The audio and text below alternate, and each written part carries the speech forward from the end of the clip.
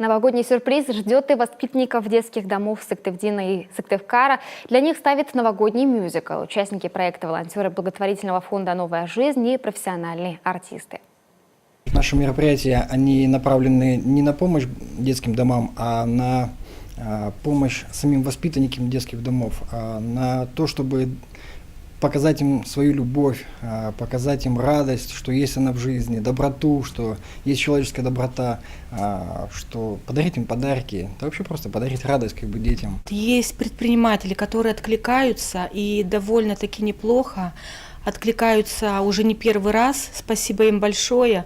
Очень хочется, чтобы этот Новый год и Рождество, которое мы осветим для детей, чтобы им понравилось и чтобы каждый сыктывкарец внес какую-то свою лепту. Будем очень благодарны любой помощи.